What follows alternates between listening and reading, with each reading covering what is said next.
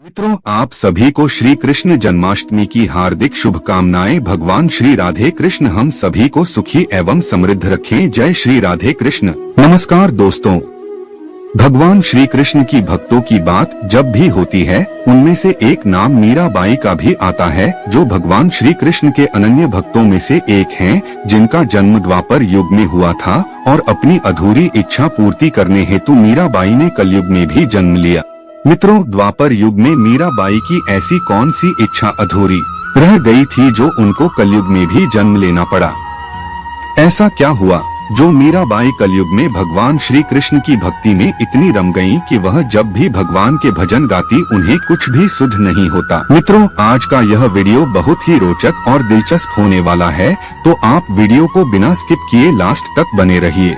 नमस्कार मित्रों, स्वागत है आपका आपके अपने चैनल यूनिक हिट्स स्टोरी। वेद पुराणों से संबंधित नई नई और रोचक कहानियां सुनने को मिलती हैं।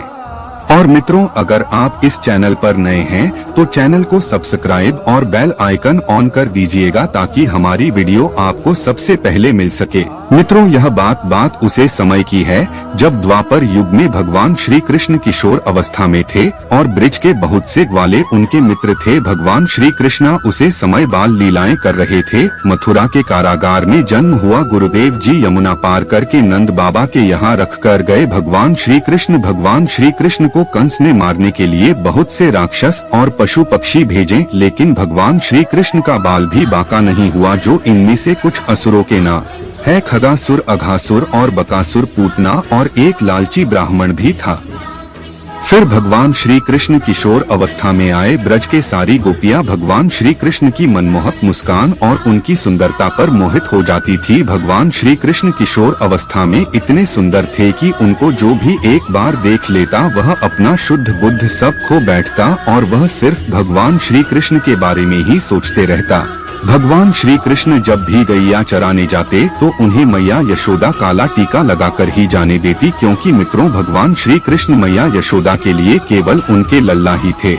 एक दिन भगवान श्री कृष्ण के मित्रों में से किसी एक मित्र का विवाह था, जो ब्रिज से दूर किसी दूसरे गांव में बारात जाना था और उस बारात में भगवान श्री कृष्ण किसी कारणवश जा नहीं पाए। बारात गई और विवाह करके वधू को साथ लिए वापस वृंदावन आई और जिस ग्वाले की शादी थी उसकी माँ और एक बहन थी। एक दिन उस नई नवेली दुल्हन को उसकी सास और उसकी ननद ने अपने पास बुलाकर कहा, देखो यहाँ पर एक तुम्हारे पति का मित्र है जिसका नाम कृष्ण है। लोग उसे गोपाल, कन्हैया और लल्ला कहकर भी पुकारते हैं।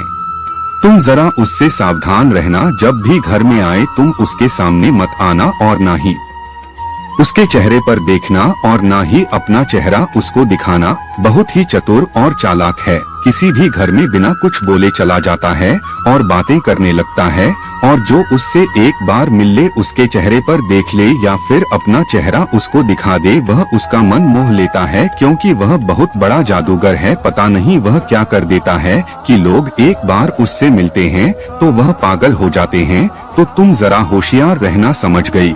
वह नई नवेली वधू बोली, ठीक है माताजी, वह जब भी घर पर आए आप मुझको बता दीजिएगा, मैं उससे सावधान रहूंगी।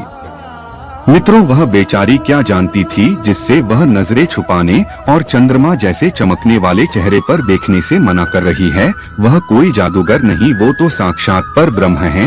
एक दिन भगवान श्री कृष्ण काकी काकी कहते उनके घर में चले जाते हैं। अंदर से आवाज आई, आओ कन्हैया आओ, अंदर आओ। भगवान श्री कृष्ण कहते हैं कि काकी, तुम्हारी नई नवेली बहू कहाँ है? जरा उसे तो बुलाओ, हम भी तो देखें कि हमारे मित्र की वधू कैसी है। तो वो औरत बोलती है, हाँ देख लो, और धीरे से इशारा कर देती है अपनी बहू को। यही है, वह जादूगर है और वह बहू समझ जाती है और अपना चेहरा ढक लेती है। भगवान श्री कृष्ण बहुत कोशिश करते हैं कि उसका चेहरा एक बार देख ले, लेकिन वह अपना चेहरा उनको नहीं दिखती है। भगवान जब ही उसे इस तरफ से देखते तो वो अपना मुख किसी दूसरे तरफ घुमा लेती, जब इस तरफ आते तो अपना चेहरा उस तरफ घुमा लेती। तब भगवान श्री कृष्ण बोले, सोच लो, आज अगर तुमने अपना चेहरा नहीं दिखाई तो मैं आजीवन तुम्हें अपना चेहरा नहीं दिखाऊंगा। फिर भी वह अपना चेहरे को ढकी रही और भगवान वहाँ से चले जाते हैं। उस बावली को क्या पता कि जिसे अपना चेहरा छुपा रही थी वह साक्षात नारायण है।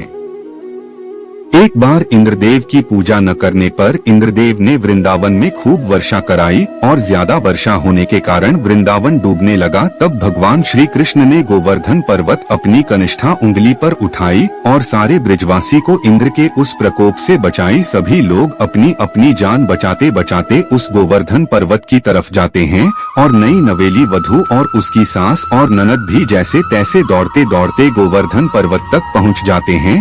तभी उस वधू की नजर भगवान श्री कृष्ण के मनमोहन चंद्र से चेहरे पर पड़ी और वह उनको एक टक देखते ही रह गई और मन ही मन सोचने लगी कि यह कौन है, मैंने तो इनको कभी यहाँ पर नहीं देखा। तब वह एक ग्वाले से पूछती है कि भाई यह कौन है जो अपनी कनिष्ठा उंगली पे इतने विशाल पर्वत को उठाए हुए हैं।